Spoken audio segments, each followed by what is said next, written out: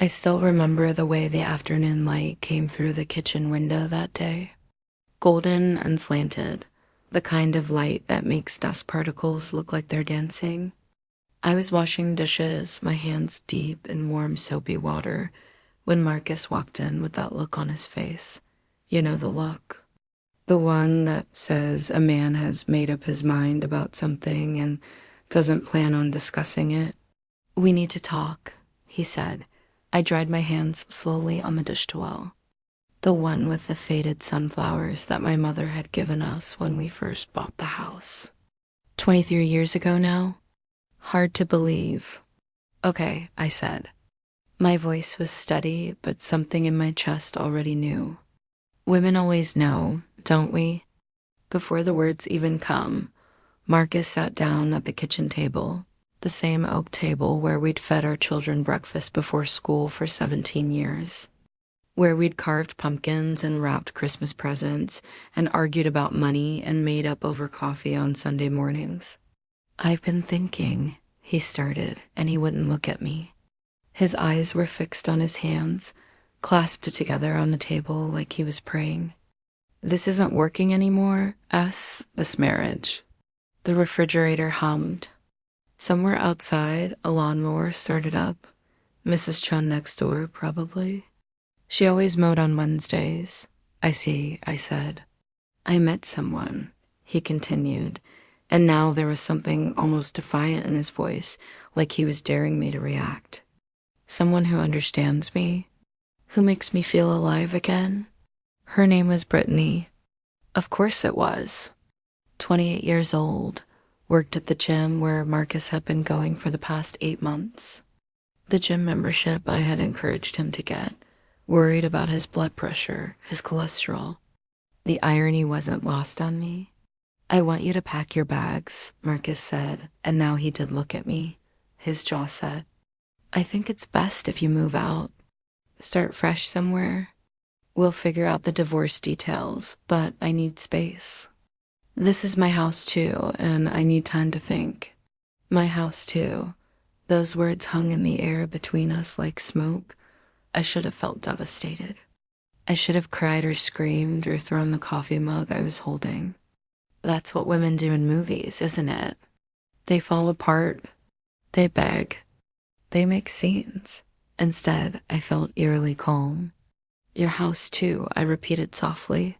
"Our house," he corrected, but there was no conviction in it. "But I've been thinking, since I make more money, it makes sense for me to keep it. You can find an apartment. Something smaller. Easier to manage." I nodded slowly. "How long have you been planning this? Does it matter?" "I suppose not." Marcus stood up, clearly relieved that I wasn't making this difficult. "Men like it when things are easy, when women don't make them feel guilty for their choices." "I'm going out," he said. "When I get back tonight, I'd like you to be gone, or at least have started packing. Brittany's going to come by this weekend, and I don't want awkwardness," I finished for him. "I understand." He actually smiled, then grateful. "You're taking this really well, Sarah. I was worried you'd make this ugly." "No," I said quietly. "No, I won't make this ugly." After he left, I stood in that kitchen for a long time, watching the dust dance in the sunlight. Then I walked through the house slowly, room by room, running my fingers along walls and door frames. This house. This beautiful house, I remembered the day I first saw it 23 years ago. I was 26 years old, pregnant with our first child, and terrified about becoming a mother. Marcus and I had been married for 2 years, living in a cramped apartment that smelled like the Chinese restaurant downstairs that my grandmother had just passed away. Grandma Ruth, who raised me after my own mother died when I was 7. Grandma Ruth, who worked 2 jobs her whole life and still managed to save money penny by penny in mason jars hidden in her closet. When the will was read, I discovered she'd left me everything. It wasn't a fortune, not by most standards, but it was $87,000, more money than I'd ever seen. Marcus wanted to invest it. The stock market, he said. We could double it in a few years. But I couldn't stop thinking about Grandma Ruth, about how hard she'd worked, how she'd gone without so that I could have something. I wanted to honor that sacrifice with something solid, something real. A house, I told Marcus. I want to buy a house. We found this one on a quiet street lined with maple trees. 4 bedrooms, 2 bathrooms, a backyard with an old oak tree perfect for a tire swing. It needed work. The kitchen was outdated. The carpet was stained. The roof would need replacing in a few years, but it was perfect. Put it in your name, Marcus said when we were signing the papers. It's your grandmother's money. This is your house. I remember looking at him, surprised. Our house, I said. He shook his head. No, your house. Your grandmother's legacy. I make good money, Sarah. I'll take care of the bills and the mortgage payments, but the deed should be in your name. You need security. For you and the baby. It was maybe the most romantic thing he'd ever said to me, so the deed was drawn up in my name. Sarah Chin Martinez. Just mine. Over the years, I'd almost forgotten about that detail. The mail came addressed to both of us. We filed joint tax returns. We both paid into the mortgage, though it was true that Marcus's salary was higher than mine, especially after I went part-time when the kids were young. But legally, technically, the house had always been mine alone. I pulled out my phone and called my sister. Jessica, he did it, I said when she answered. He's leaving me for the gym, girl. Oh, honey, Jessica breathed. Are you okay? Do you want me to come over? I'm okay, I said, and I was surprised to realize it was true. But I need you to do something for me. Remember that lawyer friend of yours? The one who does family law? Rebecca? Yeah, what about her? I need her number. That evening, Marcus came home to find me in the living room, sitting in the armchair by the window, the one I'd reupholstered myself last summer, watching YouTube videos to learn how. You're still here, he said. Disappointed, I am. Sarah, I told you. I know what you told me, I interrupted. My voice was still calm, but there was steel in it now. But I've been thinking about what you said. About this being your house, too. He crossed his arms. I don't want to fight about this. Neither do one. I pulled out a folder from beside the chair. So I had a conversation with a lawyer this afternoon, just to understand our options. And she helped me remember something interesting. I held up the papers inside the folder. Marcus squinted at them, confused. The deed to this house, I continued, has only ever been in my name. Just mine. You never signed it because we bought it with my inheritance.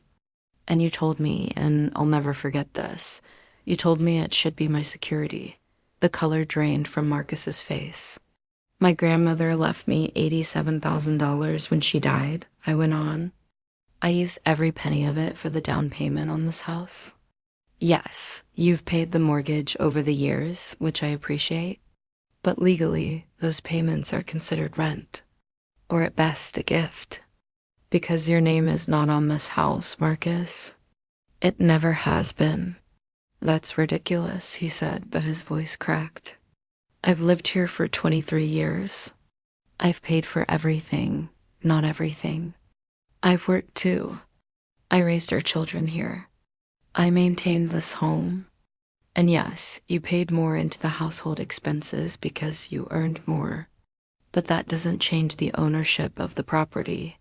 I stood up, smoothing my jeans. So here's what's going to happen, I said. You're going to pack your bags. You're going to find somewhere else to live. Brittany's place, maybe. Or an apartment. Something smaller. Easier to manage. You can't do this, Marcus said, and now he looked panicked. I'll fight you. I'll get a lawyer. I have rights. You do, I agreed.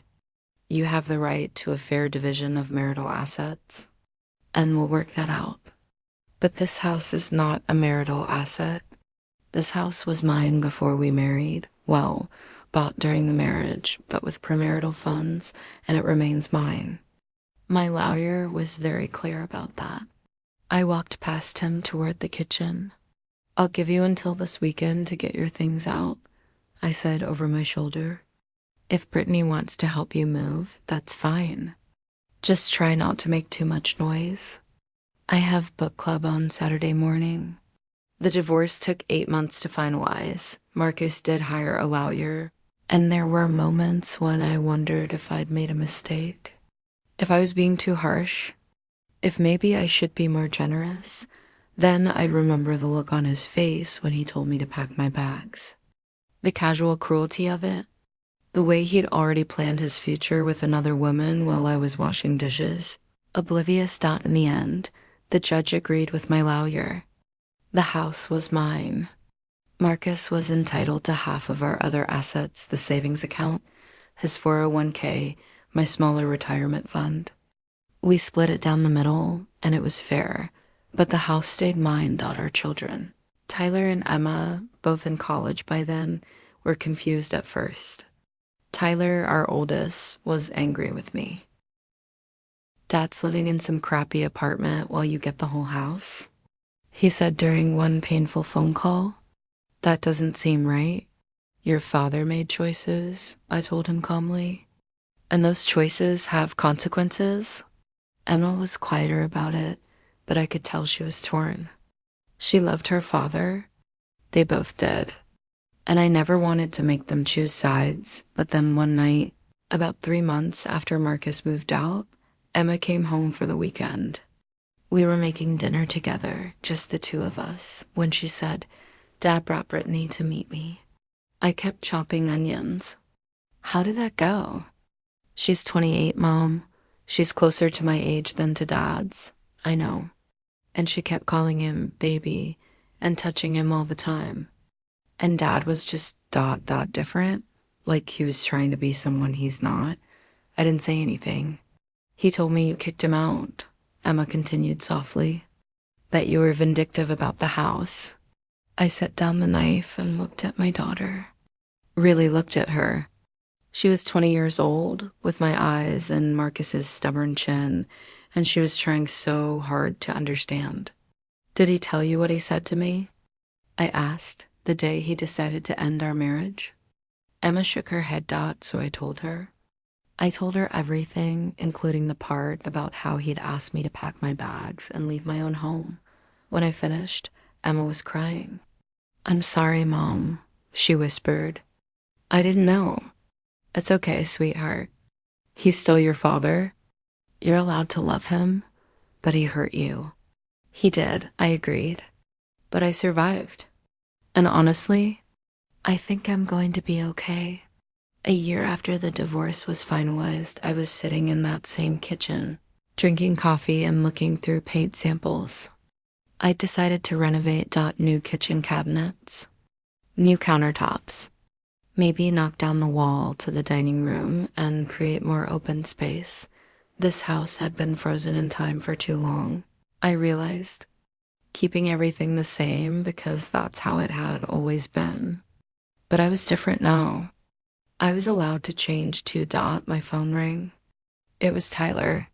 Hey, Mom, he said, and I could hear the smile in his voice. Got a minute? For you? Always. I just wanted to say, I get it now. Why you did what you did. I set down my coffee cup. Yeah, Dad moved in with Brittany. Did you know that? I'd heard something about it. It's not going well. She wants to go out all the time, and Dad's tired.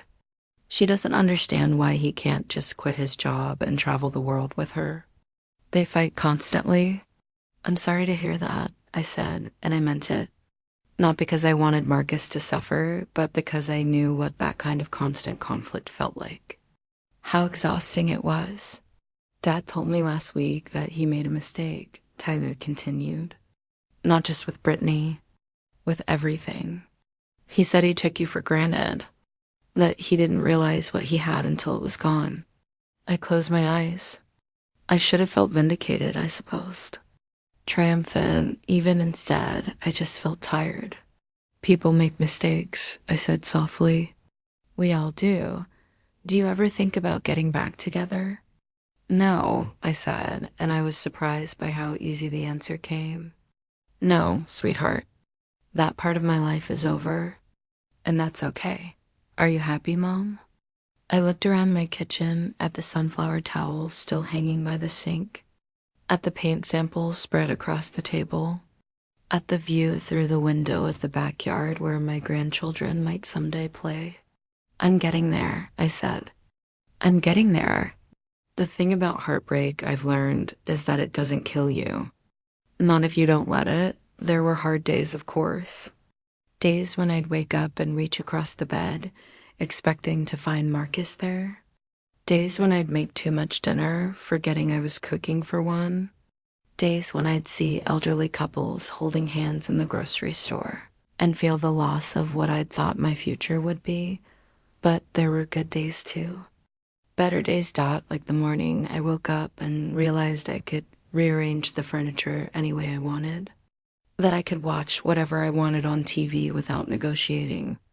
That I could eat cereal for dinner if I felt like it, or take up watercolor painting, or adopt a cat named Mrs. Whiskers who slept on the end of my bed. Small freedoms, maybe. But they added up. Jessica came over one evening, about 18 months after the divorce, with a bottle of wine and her laptop. Okay, she said, settling onto my couch. I'm going to say something, and you're not allowed to freak out. That's a terrible way to start a conversation. I think you should try online dating. I laughed so hard I snorted. Absolutely not. Why not? You're 50 years old, Sarah. That's not dead. You're beautiful, you're funny, you own your own home, and I'm perfectly happy alone.